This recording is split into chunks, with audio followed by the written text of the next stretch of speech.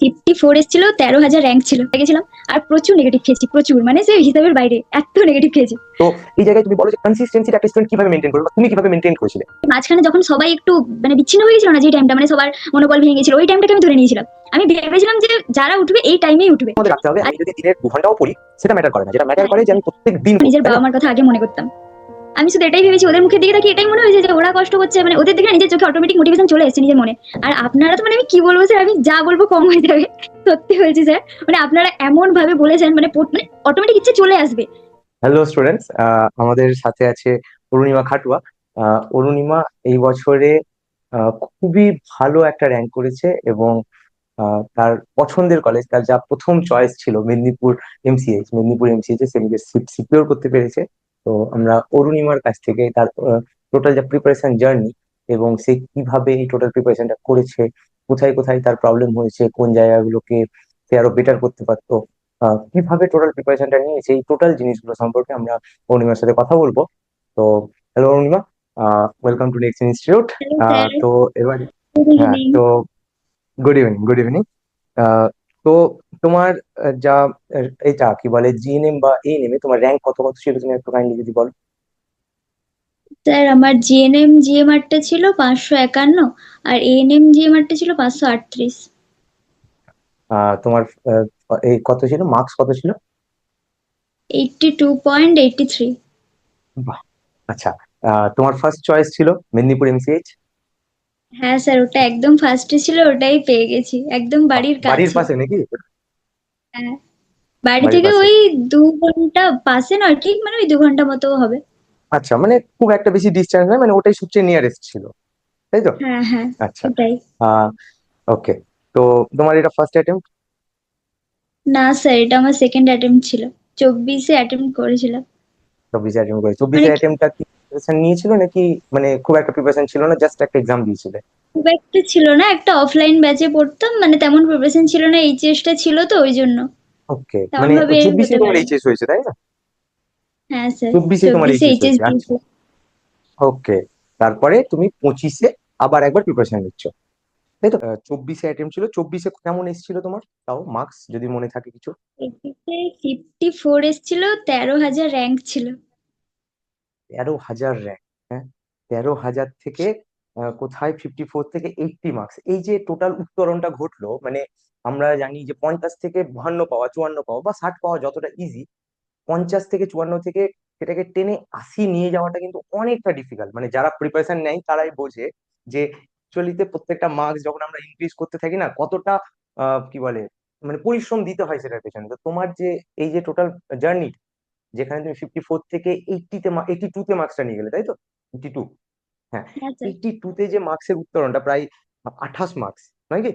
তো এই 28 মার্কস বাড়ালে এটাতে তুমি তোমার কি কি মনে হচ্ছে যে ফার্স্ট যখন অ্যাটেম্প্ট দিয়েছিলে তখন কোনগুলোতে ভুল ত্রুটিগুলো ছিল যেগুলো তুমি এই বছরে শুধরে নিয়েছিলে? স্যার প্রথম কথা, আমি আগের বছর টেক্সট বুক একদম পড়িনি। শুধু ওই এমসিকিউ যেগুলো পড়ে চলে যাওয়া বলে ওই রকম পড়ে চলে গেছিলাম।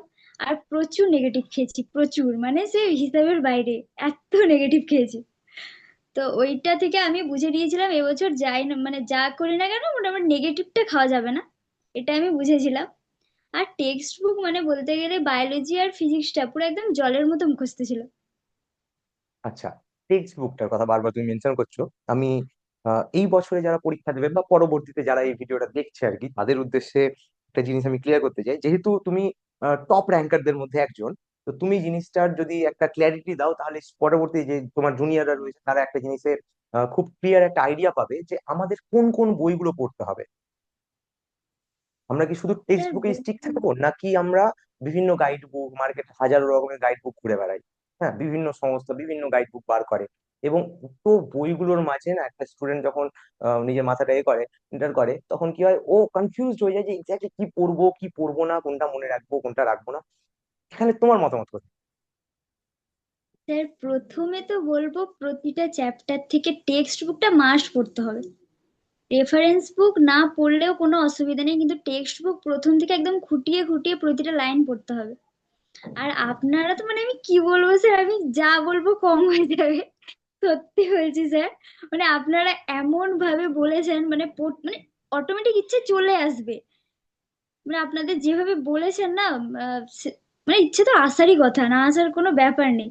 আর সাবির স্যার তো মানে সাবির লাস্ট 1.5 মাস আমি তো শুধু আপনার এই আপনাদের ইউটিউব ব্যাচ থেকেই পড়েছিলাম। হুম, হুম। লাস্ট 1.5 মাস পুরো মানে একদম পুরো জল মানে একদম প্রাণ সবকিছু দিয়ে পুরো বায়োলজি আর ফিজিক্সটাকে পুরো তুলে নিয়েছি। শুধু আপনাদের মানে শুধু আপনাদের ক্লাস, সত্যি বলছি স্যার। সাবির স্যারের ফিজিক্সের ক্লাস আর আপনার বায়োলজি ক্লাসের মানে কোনো কথা হবে না। থ্যাংক ইউ, অনেক অনেক ধন্যবাদ তোমাকে। আহ এইখানে আমি একটা জিনিস জিজ্ঞেস করতে চাইবো তোমাকে, যে আমাদের যে প্রিপারেশনটা, এখানে তুমি লাস্ট 1.5 মাসের কথা বললে, অনেক স্টুডেন্ট এখানে হয়তো একটা মিসআন্ডারস্টুড করে ফেলবে যে না, পরীক্ষার 2 মাস আগেও যদি আমি পড়ি তাহলে হয়ে যাবে।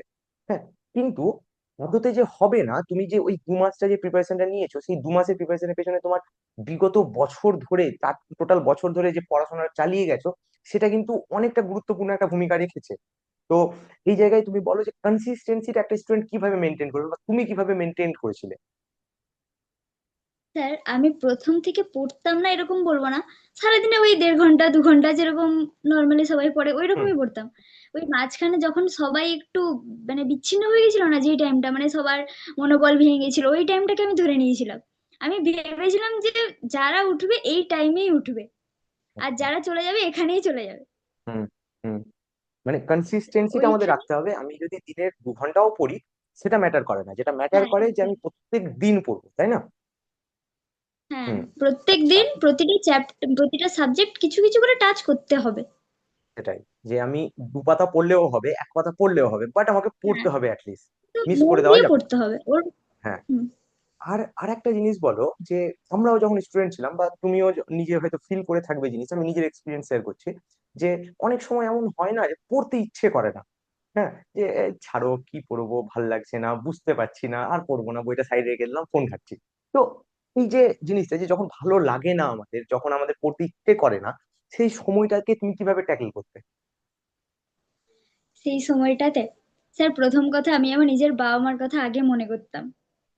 আমি শুধু এটাই ভেবেছি, ওদের মুখের দিকে তাকিয়ে এটাই মনে হয়েছে যে ওরা কষ্ট করছে, মানে ওদের দেখে না নিজের চোখে অটোমেটিক মোটিভেশন চলে এসেছে, নিজের মনে চোখে তো জল চলেই এসছে। একদম। ওটাই সব থেকে বড় মোটিভেশন। মানে বাবা মার কষ্টগুলো দেখে সদিচ্ছাটা মানে থাকতে হবে, তাই না? হ্যাঁ সদিচ্ছা হ্যাঁ ছাড়া একদম। কোনোভাবেই পসিবল নয়, যে একটা না শিক্ষক বা বাইরের কেউ, এনিওয়ান, যতই তোমাকে ফোর্স করুক না কেন, তুমি যদি সদিচ্ছা না থাকে তোমার কাছে, তাহলে কিন্তু যে কোনো কম্পিটিটিভ এক্সামই কিন্তু ক্লিয়ার করাটা একটু হলেও টাফ, মানে যথেষ্টই টাফ। এবারে একটা জিনিস বলবে অনিমা, যে তোমার যে প্র্যাকটিস, হ্যাঁ, তুমি নিশ্চিতভাবে প্রচুর কোশ্চেন প্র্যাকটিস করেছো। হ্যাঁ শুরু স্যার। থেকেই করেছো, নাকি আহ, অপেক্ষা করেছো যে আচ্ছা এই চ্যাপ্টার শেষ হোক, তারপরে 2টো চ্যাপ্টার শেষ হোক, সিলেবাস শেষ হোক, তারপরে কোশ্চেন প্র্যাকটিস করবো, মক টেস্ট দেবো? নাকি তুমি একদম শুরু থেকেই, প্রথম দিন থেকেই কোশ্চেন প্র্যাকটিস করা, মক টেস্ট দেওয়া, এই জিনিসগুলোকে বিশ্বাস করো? হ্যাঁ স্যার, আমি পুরো প্রথম দিন থেকে যেদিন থেকে পড়েছিলাম আমি ভেবেছিলাম এইটুকু পড়বো, এইটুকুর মধ্যে যতটা কোশ্চেন আছে আমি ততগুলো করবো। এটাই। আর মক টেস্ট আমি প্রথম প্রথম মক টেস্টে 50 60 এরকম করে পেতাম, মানে খুব ভেঙে পড়তাম। তারপরে হতাম যে না, আমি ভেঙে পড়লেও হবে না, আমাকে আরো মক টেস্ট দিয়ে নিজেকে আরো মানে ডেভেলপ করতে হবে নিজের স্কোরটাকে। ওটাই। হ্যাঁ। মানে প্রথম দিকে যখন আমরা পড়াশোনা শুরু করবো, মানে প্রিপারেশন জার্নিটা শুরু করবো, সেই অবস্থায় আমাদের হ্যাঁ। মার্কস খুব বাজে আসবে, এটাই স্বাভাবিক। হ্যাঁ। হুম। তুমিও হয়তো এটাকে এই করবে, কনফার্ম করবে, যে তারপরে ধীরে ধীরে 50 থেকে 55 হয়ে যাবে, 55 থেকে 60 হবে, 60 থেকে 70-এ পৌঁছবো, 70 থেকে 75 80। হ্যাঁ, ইভেন নিজেকে ক্রস করে আমি যতটা এই মুহূর্তে দাঁড়িয়ে এক্সপেক্ট করছি যে আমি পরের বছর 80 পাবো বা 85 পাবো, আমি যদি আমার ইচ্ছে থাকে তাহলে আমি চাইলে 100 মার্কসও পেতে পারি, নয় কি? হ্যাঁ স্যার একদম।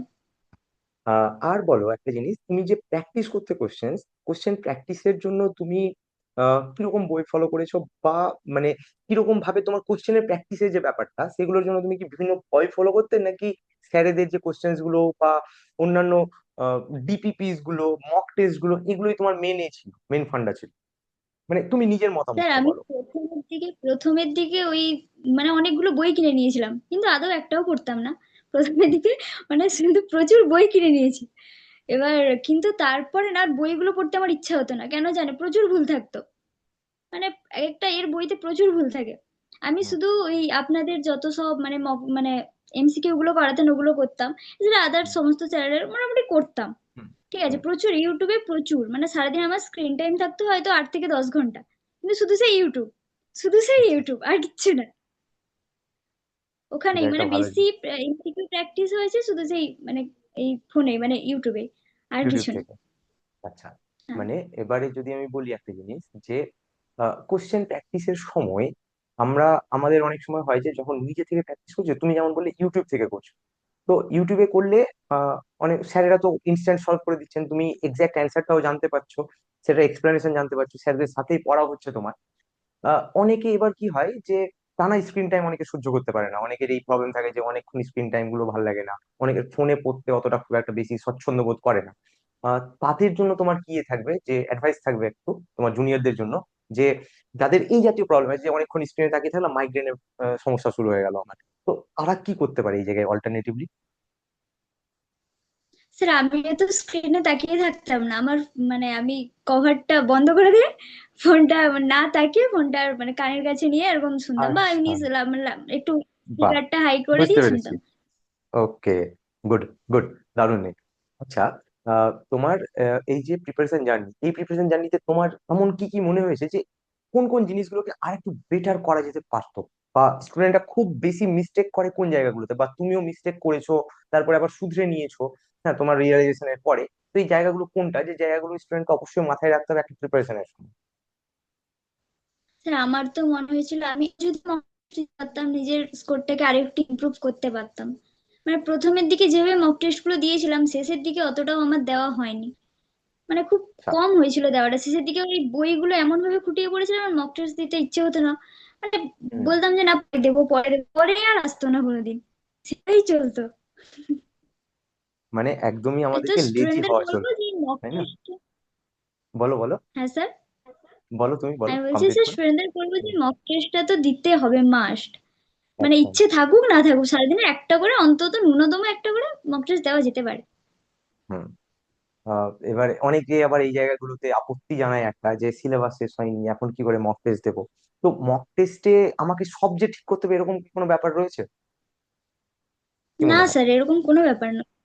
আমার মনে হয়েছে মক আমি টেস্টে যেই ভুল হোক। চ্যাপ্টার থেকে যেই কোশ্চেনটা এসছে ওইটা হ্যাঁ, যদি নাও পেরে থাকি, ওইটা আমি শিখতে পেরেছি, ওটাই সব থেকে বড় ব্যাপার। সেটাই, যে আমাদের যা ভুল হওয়ার পরীক্ষার আগেই হয়ে যাবে। হ্যাঁ, যত শেখার পরীক্ষার আগেই হ্যাঁ শিখে নেব, যত রিয়েলাইজেশন পরীক্ষার আগেই হবে, পরীক্ষার পরে নতুন করে রিয়েলাইজ করে নতুন করে শিখে কোনো লাভ হবে না, আবার কিন্তু একটা বছর নষ্ট হয়ে যায় এরকম ভাবে। আচ্ছা, এবারে বলো একটা জিনিস, যে এগুলোতে আর কি কি ডিফিকাল্টি ফেস করেছিলে তুমি, মানে এই প্রিপারেশনের সময় কোনো ডিফিকাল্টি ফেস করেছিলে যেটা তোমার মনে হয়েছিল যে না, অনেক সময় হয় আমাদের ক্ষেত্রে যে আহ, না, আর মনে হয় আমার দ্বারা হয়ে উঠবে না, এরকম ফেস কি তোমার সাথে ঘটেছে? ঘটেছে? হ্যাঁ স্যার, মাঝে মাঝে মনে হতো যখন এক আধটা মক টেস্ট খুব একটু টাফ থাকতো, তখন মনে হতো যদি এই কোশ্চেন গুলো চলে আসে আমার তো 50-60ও উঠবে না, ওরকম একটা ব্যাপার ছিল। আর পড়বো না মানে ভালো লাগছে না কিছু না, ওরকম একটা ব্যাপার চলে এসেছিল। তারপরে বুঝলাম যে না, যদি মানে প্রিভিয়াস, তখন আমি প্রিভিয়াস এর কোশ্চেন গুলো দেখতাম, দিয়ে হুম। বললাম হ্যাঁ ইজি আছে, এমনি 80-90 এমনি উঠে যাবে তখন, ঠিক আছে। তারপরে মোটিভেশন চলে আসতো যে আরেকটা সলভ করি মক টেস্ট, ওরকম একটা ব্যাপার। বাহ।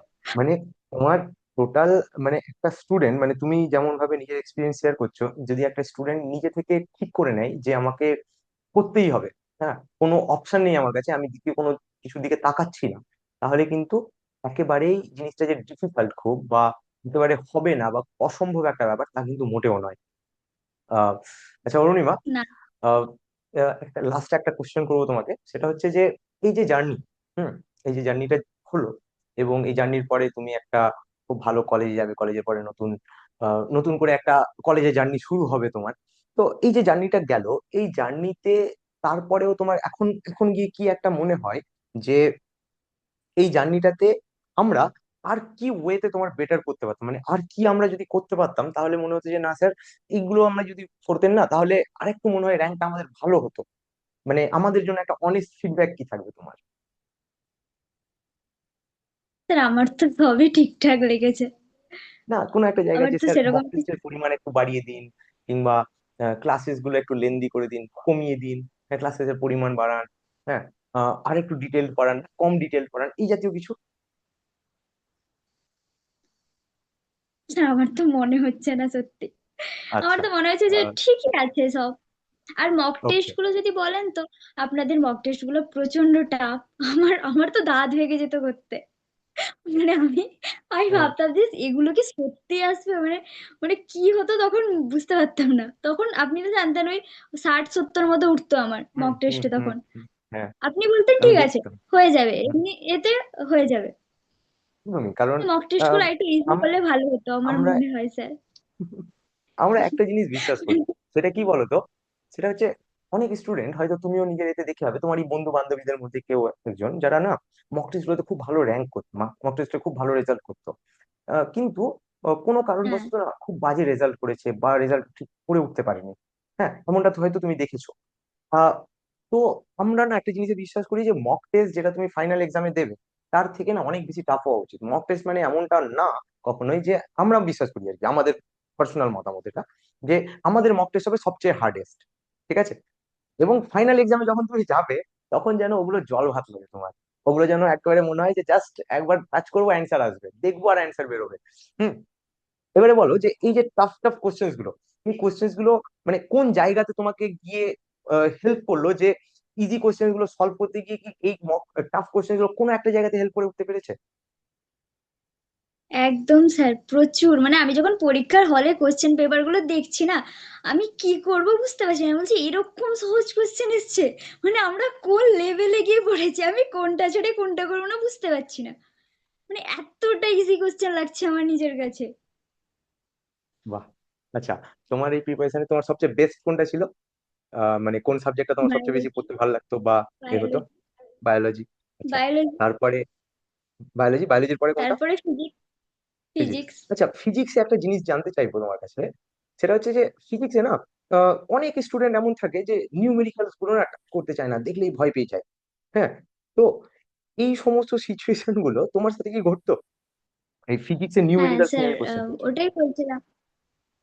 হ্যাঁ হ্যাঁ, ওই এক্সামে যখন আমার মনে হয়েছিল না যে, সবাই বলতো কমেন্টসে দেখতাম যে স্যার আমি নিউমেরিক্যালস পারি না, যে আমার নিউমেরিক্যালস এ প্রবলেম হচ্ছে। হ্যাঁ। আমার তখন মনে হতো যে কি, যে তাহলে এটাই আমাকে স্কোর করতে সাহায্য করবে, মানে এটাই আমাকে মানে সবার থেকে এগিয়ে দিবে, আমার এটা মনে হয়েছিল।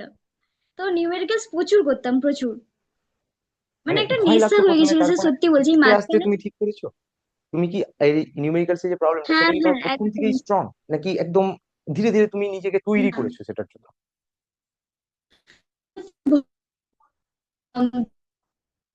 প্রথম থেকে স্ট্রং ছিল না, তাই না? পরে গিয়ে স্ট্রং করে উঠেছো। আচ্ছা। আর ম্যাথস ফিজিক্সে অনেকেই ভয় পায়। হুম। তো এই তো ফিজিক্সের কথা তো তুমি বললেই, ম্যাথসের জায়গাটাকে তুমি কিরকম ভাবে ট্যাকেল করেছিলে? কারণ 82 পেতে হলে তোমাকে কিন্তু ম্যাথস করতে হয়েছে কিছুটা হলেও। তো এই জায়গাটাকে তুমি কি করে হ্যান্ডেল করেছো? স্যার একটা সত্যি কথা বলবো, বলো। ম্যাথে ম্যাথে আমি 2 পেয়েছি। ম্যাথে তাহলে আমার তোমার সবচেয়ে অবস্থা ভালো কোনটা খুব ছিল, খারাপ। ইংলিশ? ইংলিশ? ইংলিশ ইংলিশে কেমন ছিল? ইংলিশে হ্যাঁ। 7 কি 8 মতো এসেছিল, ইংলিশে 7 কি 8 মতো এসেছিল। আচ্ছা। ওই আমার ইংলিশে সাত আমার আট এসেছিল। স্কোরিং দুটোই হয়েছে ফিজিক্স আর বায়োলজি। ওই ফিজিক্স আর দুটো বায়োলজি আমাকে এই। একদম হেল্প আচ্ছা। করেছে। এই দুটোতে যেহেতু তুমি খুব ভালো স্কোর করেছো, তাই বাকি বাকি জায়গাগুলোতে একটু খারাপ হলেও খুব একটা বেশি ব্যাড এফেক্ট পড়েনি। তো আহ, না এবার স্যার, অনেকের, সেরকম হ্যাঁ আমার অনেকের অসুবিধা ক্ষেত্রে হয়নি। এমন হয় যে বায়োলজি ফিজিক্সটা তো সবাই আমরা চেষ্টা করি ভালো হয়ে যাবে, কিন্তু অনেক সময় হয়ে ওঠে না। তো ব্যাকআপ হিসেবে তোমার কাছে কি ছিল, যে তুমি কোন জায়গাটাকে ভেবেছিলে যে আহ, যদি আমার বায়োলজি ফিজিক্স টাফ আছে, তারপরে আমি কোন জায়গাটাকে অ্যাটেম্প্ট করে উঠবো? জিকে ছিল স্যার। জিকে ছিল, যাতে জিকে 10-এ 10 আমার চলে আসে অ্যাটলিস্ট, নয় কি? লজিক্যাল রিজনিং এ 5 চলে হ্যাঁ আসে, স্যার। 15 নাম্বার হ্যাঁ। হয়েই যাচ্ছে। বাহ। হ্যাঁ। আচ্ছা। ওকে। তাহলে অরুণিমা, অনেক ভালো লাগলো তোমার সাথে কথা বলে। এবং তুমি নতুন যে স্টুডেন্টরা, জুনিয়র যে স্টুডেন্টরা, তোমার পরবর্তীতে যারা জিএনএম এএনএম এর জন্য প্রিপারেশন নেবে এবং তোমার কলেজে গিয়ে ভর্তি হবে, তাদের জন্য তুমি কি অ্যাডভাইস দিতে চাইবে বা কি বলতে চাইবে তাদেরকে, যে যে জিনিসগুলো ওরা প্রিপারেশনের জার্নিতে মনে রাখুক, অ্যাটলিস্ট ভুলে গেলে চলবে না তাদের? তো এটাই বলবো যে সব মানে ভুলে গেলে চলবে না। মানে প্রথম কথা, টেক্সট বুকটা খুব ভালোভাবে পড়তে হবে। ওটা তো খুব মাস্ট, একদম পুরো প্রথম থেকে শেষ অব্দি টেক্সট বুকটা যেন একদম ছেড়ে না দেয়। টেক্সট হুম। বুকটা একদম পড়তে হবে, আর মক টেস্ট তো নিয়মিত দিতেই হবে। ওটা মানে হয়ে যায় না মাঝে মাঝে, একদিন দিতে পারছি না, বাকি ইচ্ছে করছে না, ওটা কোনো ব্যাপার নয়, বাট তারপরে যেটা আমি প্রতিদিন দিতে থাকি, কম বেশি করে যেন দিতে থাকি, ওটাই। ওটাই, মানে আর লেজি হওয়া আপনাদের চলবে না কথা ফার্স্ট অফ অল। একদম পুরো অক্ষরে অক্ষরে যেন, না স্যার, আপনাদের কথা যেন অক্ষরে অক্ষরে একদম মেনে চলে। আর কিচ্ছু লাগবে না, আর কিচ্ছু লাগবে না, শুধু আপনাদের সেটাই কথা শুনে যাক, আর কিচ্ছু লাগবে না। আমি সেটাই, তো মানে অনেক 1.5 মাস অনেক শুনেই যেভাবে যতটা করতে পেরেছি, ওরা মানে সারা বছর করলে মানে 100+, কোনো কথা নেই। তাই। তো মানে এই ইঞ্জিনিয়ারিং এক্সাম ক্র্যাক করা নট এ বিগ ডিল, তাই তো? একদম ইজি একটা জিনিস, শুধু কি রাখতে হবে, কনসিস্টেন্সি বজায় রাখতে হবে এবং স্যারেদের কথা একটা প্রপার শুনে চলতে হবে। তাহলেই কিন্তু এএনএম জিএনএম পরীক্ষা ক্র্যাক করাটা খুব একটা বড় কথা নয়, তাই না? তাহলে অরুণিমা, অনেক অনেক হ্যাঁ স্যার, শুভেচ্ছা থাকলো একদম। তোমাকে। অনেক অনেক শুভেচ্ছা থাকলো তোমাকে তোমার কলেজের জার্নির জন্য। আহ কলেজের জার্নি যাতে অনেক অনেক ভালো হয় তোমার, এবং আহ নিজেকে তুমি যেমন একটা ভালো র্যাঙ্ক করে, ভালো একটা স্কোর করে তুমি যেমন জিএনএম এর কলেজটাকে সিকিউর করতে পেরেছো, তেমনই তোমার জিএনএম এর কলেজের জার্নিটাও খুব ভালো হোক, এবং তারপরে তুমি একটা খুব সুন্দর চাকরি পাও এবং নিজেকে স্ট্যাবলিশ করতে পারো। এই শুভেচ্ছা থাকলো নেক্সট জেন ইনস্টিটিউটের তরফে। আর আমরা তো অলওয়েজ আছি তোমাদের সাথে, ঠিক আছে? হ্যাঁ sir, thank you so much. আর sir Sabir sir, Sarwar sir, এদের সবাইকে ধন্যবাদ জানিয়ে দেবেন আমার তরফ থেকে। নিশ্চয়ই। আপনাকে অনেক অনেক, মানে কি বলবো, ধন্যবাদ। থাক, আর প্রশংসা করতে হবে না। আহ, ঠিক আছে, তাহলে আহ, না স্যার, আমাদের সত্যি যত বলবো তত কম হবে। Thank you. একদম, তোমাদের এই এই যে ভালোবাসা, এই যে এটা শ্রদ্ধাটা যেটা দেখাও তোমরা, সেটাতেই আমাদের মানে আমাদের এই পড়ানোর যে ইচ্ছেটা, হ্যাঁ, এবং আরো বেটার করার যে ইচ্ছেটা না, এই ইচ্ছেটা অলওয়েজ টিকে থাকে এইটুকুর জন্যই। হ্যাঁ, তুমি একটা ভালো কলেজ পাবে, একটা ভালো রেজাল্ট করবে, এবং এইটুকুর সাথেই আমরা পড়িয়ে যাচ্ছি নিরলস ভাবে। হুম। তো খুব ভালো থেকো, আর আগামীর জন্য হ্যাঁ অনেক স্যার। অনেক শুভেচ্ছা থাকলো তোমাকে। আবার দেখা হবে আমাদের আমাদের যেই আমাদের যে নেক্সট জেন ইনস্টিটিউটের সাথে তোমার যে সম্পর্ক, এবং আমাদের যে একটা হার্দিক সম্পর্ক তৈরি হয়েছে, সেটা আগামীতে অটুট থাকবে। এবং তোমাদের কলেজের জার্নিতেও আমরা আশা করি তোমাদের পাশে থাকবো, এবং তোমাদের যে কোনো প্রয়োজনে আমরা আছি, ঠিক আছে?